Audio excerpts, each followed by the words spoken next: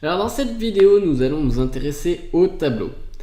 Alors pour créer un tableau dans Word, il suffit de venir dans l'onglet Insertion. Voilà, et ici on a le bouton Tableau et on nous indique Ajouter un tableau. Un tableau est un excellent moyen d'organiser les informations dans votre document. Et oui. Donc là, quand je clique sur Tableau, vous allez voir qu'on a une grille au-dessous et en fait ça va vous permettre d'insérer un tableau d'une certaine taille. Donc là, si je viens ici sur la première case, on voit que c'est marqué tableau 1 x 1. Donc en fait, je vais avoir un tableau avec une seule colonne et une seule ligne. Donc c'est pas vraiment un tableau. Donc si je vais vers la droite, je vais rajouter une colonne. Et si je continue, je rajoute encore d'autres colonnes. Et évidemment, si je vais vers le bas, je vais rajouter des lignes. Donc là, on peut voir que j'ai un tableau 5 x 7. Donc c'est un tableau de 5 colonnes.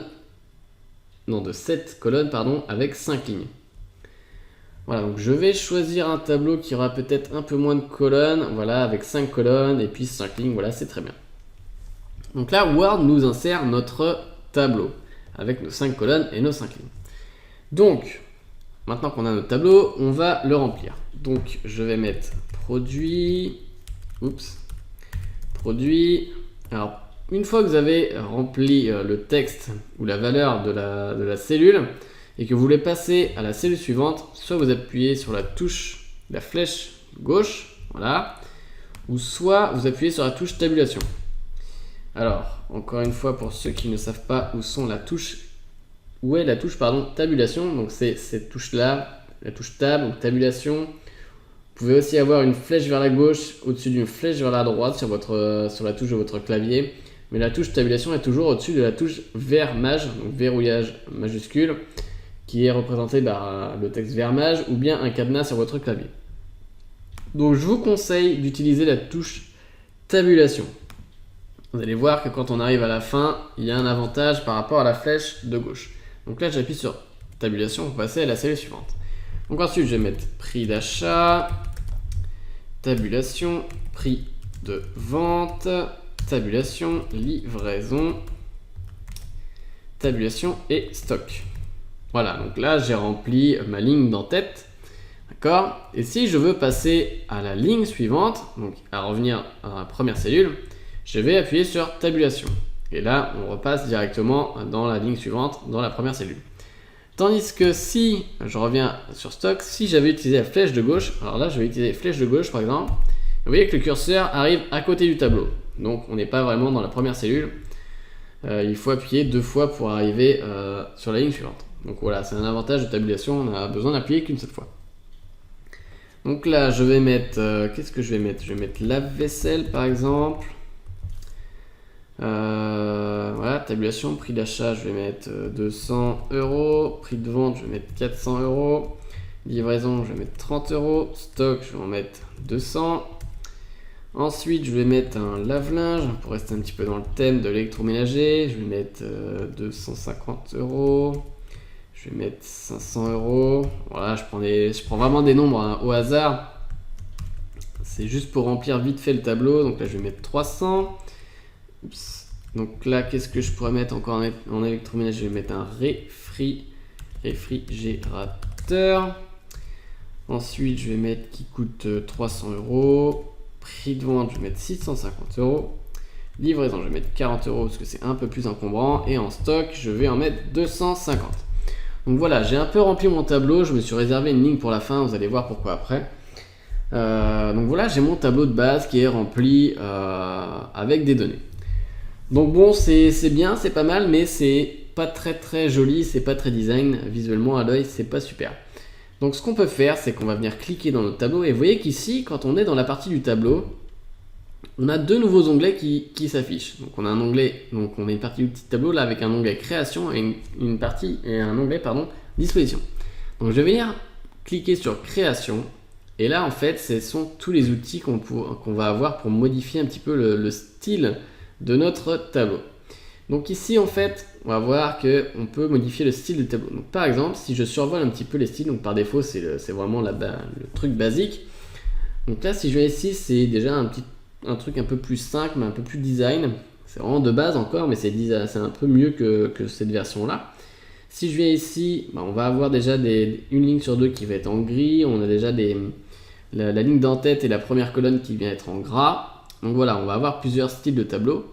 Et si on vient cliquer sur la flèche ici, vous voyez qu'on a encore plus de styles différents. Donc là, je peux avoir un tableau en jaune. Vous voyez que mon tableau devient jaune. Je peux le mettre en bleu, je peux le mettre en vert, en orange. Voilà. Vous avez plusieurs styles de tableaux. Il y en a encore en bas qui sont plus des tableaux de liste apparemment, plutôt que là des tableaux gris. Donc bon, je vais choisir la couleur bleue dans ce style-là. Et voilà que tout de suite, on a quand même quelque chose qui ressemble un peu mieux à un tableau et qui est déjà un petit peu plus stylé. Alors, maintenant, vous pouvez encore modifier le style de votre tableau.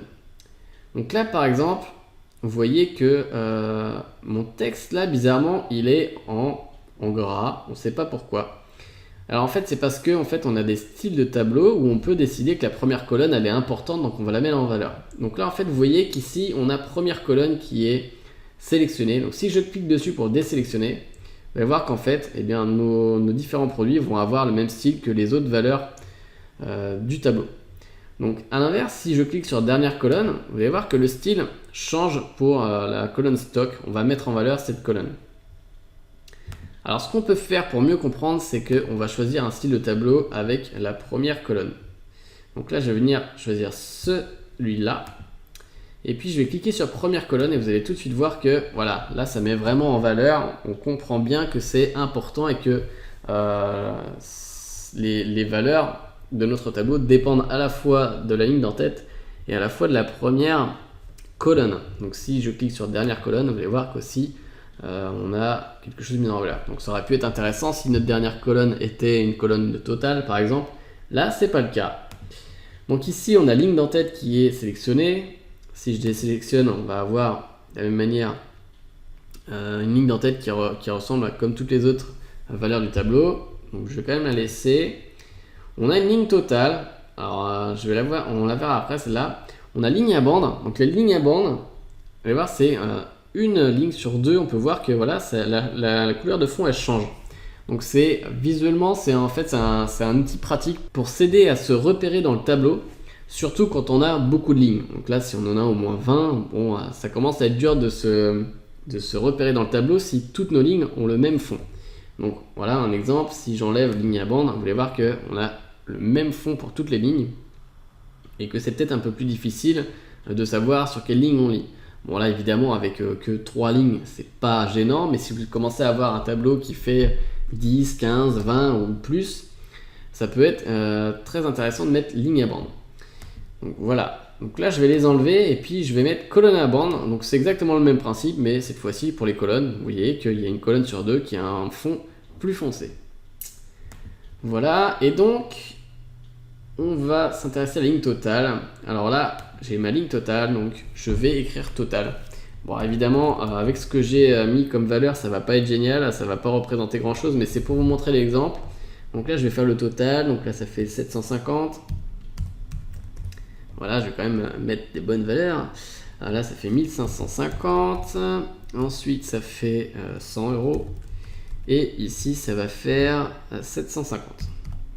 Donc voilà, là, on a mis une ligne de total en valeur, puisqu'on a total sur la dernière ligne. Évidemment, si on avait un tableau où on n'a pas forcément une ligne de total, bon, on enlève la ligne totale et puis on se retrouve avec une... voilà, j'aurais très bien pu mettre, par exemple, qu'est-ce que j'aurais pu mettre TV 4K, voilà, ça 4K, c'est vraiment un truc qui coûte cher en ce moment. Donc voilà, on n'a pas de ligne totale et on se contente d'avoir un tableau à peu près normal. Et donc peut-être qu'on voudra remettre les lignes à bande. Donc voilà, comme ça on a un petit peu designé notre tableau. Alors maintenant, petite astuce, comment on fait pour ajouter une ligne à notre tableau ? Puisque vous avez vu que quand on faisait insertion tableau, on était quand même limité au nombre de lignes. Alors je vais cliquer à côté, ça sera peut-être mieux. On est limité par rapport au nombre de lignes, voilà, on est limité à 8 lignes. D'accord ? Donc comment vous faites si vous avez besoin de plus de 8 lignes ? Bah, très simplement, vous venez à la dernière case du tableau, d'accord ? Et vous appuyez tout simplement sur tabulation et ça va vous insérer une ligne automatiquement. Alors, autre méthode, vous faites un clic droit. Vous venez faire insérer et là ici vous choisissez insérer des lignes en dessous, d'accord, ça va vous insérer une ligne en dessous. Mais imaginons que vous avez besoin d'insérer une ligne au-dessus. Donc là, par exemple, je vais venir en réfrigérateur. J'ai besoin d'insérer une ligne entre réfrigérateur et lave-linge. Donc je vais venir sur n'importe où dans la ligne de réfrigérateur. Je vais faire un clic droit. Je vais faire insérer et je vais cliquer sur insérer les lignes au-dessus. Et vous allez voir qu'il va m'insérer une ligne entre réfrigérateur et lave-linge. Donc c'est assez simple comme ça d'insérer des lignes. Si vous avez un tableau à remplir, vous pouvez continuer à appuyer sur tabulation sur la dernière case une fois que vous avez fini de la remplir et puis vous allez insérer une nouvelle ligne et continuer comme ça. Donc voilà, c'est pas très compliqué. Maintenant, si vous avez besoin d'ajouter une nouvelle colonne, vous estimiez au départ que vous avez besoin que de 5 colonnes et au final vous vous rendez compte qu'il vous en manque une par exemple, eh bien vous allez faire la même chose. Vous allez venir dans la colonne où vous voulez insérer une nouvelle colonne. Donc on va venir faire clic droit, on va venir faire insérer.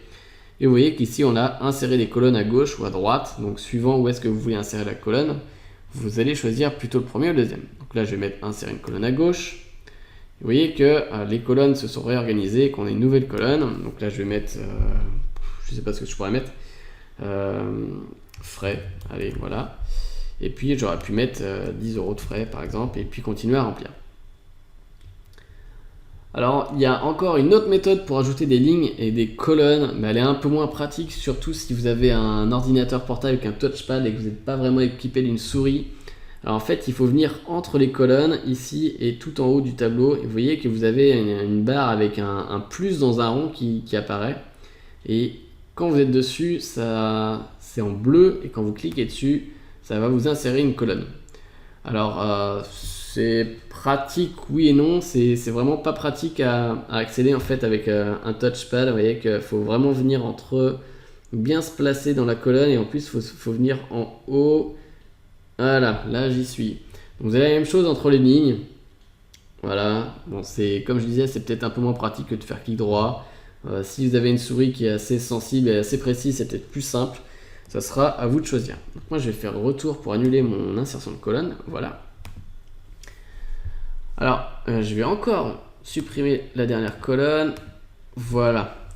Donc, il y a quelque chose qu'on peut faire avec les tableaux, c'est redimensionner les colonnes. Donc là, pour prix d'achat, je vais réduire, je vais juste mettre PA en majuscule. Et pour prix de vente, je vais mettre PV.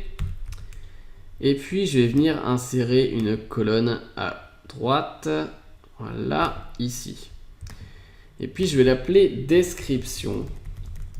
Donc description, logiquement, je vais vouloir insérer du texte, donc ça va prendre plus de place que mes simples nombres. Alors ce qu'on peut faire, c'est venir entre les colonnes, placer la souris entre les colonnes jusqu'à ce que vous ayez deux barres parallèles avec des flèches qui partent de chaque côté. Et là, ça veut dire que si vous cliquez et que vous restez appuyé, vous pouvez redimensionner la colonne. Donc voilà, c'est ce que je vais faire. Voilà, et vous pouvez faire ça avec toutes les colonnes et redimensionner à la bonne taille. Voilà, je vais continuer ici. Et puis je vais cliquer là et vous pouvez voir que ma colonne de description du coup elle est plus grande et puis que je vais pouvoir peut-être mettre du texte marque Bosted rouge catégorie A+ pour l'énergie par exemple. Donc j'ai plus de place pour marquer du texte que si j'avais gardé mes colonnes de tailles égales. Voilà. Alors on a encore plein de choses à voir. Donc là, imaginons que j'ai mon texte qui va sur 2 lignes. Je vais mettre, qu'est-ce que je pourrais mettre roulette. Allez, sur roulette, on va dire qu'on a un lave-vaisselle sur roulette. Donc là, j'ai une ligne, j'ai une description qui prend 2 lignes. Voilà. Alors, pourquoi j'ai fait ça? Vous allez comprendre assez rapidement. Je vais venir ici, et puis je vais vouloir aligner mon texte à droite, d'accord? Puisque ce sont des nombres. Si jamais par exemple ici j'en avais 1300, voilà, au niveau de l'alignement c'est pas génial, je préfère que tous mes nombres soient à droite. Donc je suis dans ma cellule, je vais venir dans disposition ici. Et ici en fait on a l'alignement à gauche, au centre et à droite. Mais vous allez voir que contrairement au texte comme d'habitude, on n'a pas que 3 options. Bon, ça faisait 4 avec justifier, mais là on ne peut pas justifier. Là on a 9 options. Alors pourquoi on a 9 options? Parce que ça prend aussi en compte l'alignement vertical dans la cellule. Donc la première rangée en haut, ça va être l'alignement en haut de la cellule. La deuxième rangée, ça va être l'alignement au centre de la cellule. Et la troisième rangée, ça va être l'alignement en bas de la cellule. Donc là, par exemple, je veux aligner très simplement mon texte à droite. Donc je vais venir dans la dernière colonne et je vais choisir si je veux l'aligner en haut à droite, au centre à droite ou en bas à droite. Donc vous allez voir la différence très simplement. Donc là, si je mets juste coin supérieur droit, vous allez voir que mon texte est bien aligné à droite, mais par contre, il est en haut dans la cellule. Si je veux l'aligner en bas à droite, je vais cliquer sur le dernier carré, là, en bas à droite, coin inférieur droit. Vous voyez que le texte, il est passé du haut à du bas alors qu'on n'a pas passé de ligne. Voilà, c'est juste l'alignement qui a été comme ça. Et puis, si je veux le centrer au milieu verticalement, vous allez venir cliquer sur la ligne du milieu et puis sur la dernière case, donc au centre à droite. Donc, pourquoi il y a ça? C'est parce qu'il y a certaines cellules qui sont plus grandes que d'autres. Donc, imaginons que je veux sélectionner toute ma colonne et puis que je veux que tout soit à droite. Si je mets en haut à droite, vous allez voir que bon, c'est bien, mais ça fait un peu bizarre par rapport au reste. Alors que si je sélectionne toutes mes cellules et puis que je mets au centre à droite, même si pour la plupart des cellules qui n'ont qu'une seule ligne, ça va rien changer du tout visuellement, au moins pour les lignes qui auront 2 lignes ou plus, puisque si j'ajoute encore une ligne, mon texte reste centré, d'accord? Au moins ça sera au centre et puis visuellement ça sera peut-être plus intéressant. Donc il faudra peut-être faire la même chose du coup avec les autres colonnes qui ont des nombres. Donc là je vais mettre à droite au centre. Et voilà, ce sera peut-être un peu plus sympa. Donc de la même manière, vous pouvez décider d'aligner votre texte au centre du centre. Donc là, par exemple, je vais faire la même chose pour le reste. Donc là, en fait, vous êtes aligné à la fois en vertical et en horizontal. On peut faire aussi la même chose pour le texte, aussi, il n'y a pas de souci. Si je veux l'aligner en bas à droite, voilà. Là, je ne suis pas en bas à droite. Si, parce que j'ai ajouté une ligne en plus. Donc forcément, la ligne, ça compte. Donc là, par exemple, si j'avais ajouté une ligne ici, mon texte vient bien en bas à droite. Donc voilà les différentes dispositions, les différents alignements, ce que vous allez utiliser le plus souvent dans les tableaux. Qu'est-ce que je pourrais vous dire de plus? Évidemment, vous pouvez toujours écrire du texte, il n'y a pas de souci. Vous pouvez écrire au-dessus du texte. Vous pouvez passer des lignes, il n'y a pas de problème. Vous pouvez aussi insérer plusieurs tableaux. Donc là, si j'ai envie d'insérer un tableau ici, je reviens sur Insertion, Tableau. Voilà, je vais choisir un tableau qui est peut-être plus de colonnes, moins de lignes. Et puis, je vais peut-être le mettre ce tableau en jaune pour faire une différence avec le premier. Voilà, ce sera vraiment à vous de personnaliser vos tableaux. Je vous conseille quand même de choisir un thème coloré. D'accord, donc quand vous avez choisi un thème, vous pouvez toujours changer, vous venez dans Création, et puis vous pouvez toujours modifier votre thème. Donc là, si vous n'étiez pas content du jaune, vous pouvez mettre en vert par exemple, ou choisir un autre style de tableau. Il y a des tableaux qui sont plus intéressants pour les listes, par exemple. Voilà, ce sera à vous d'explorer les différents styles. Et voilà. Donc on se retrouve dans la prochaine vidéo.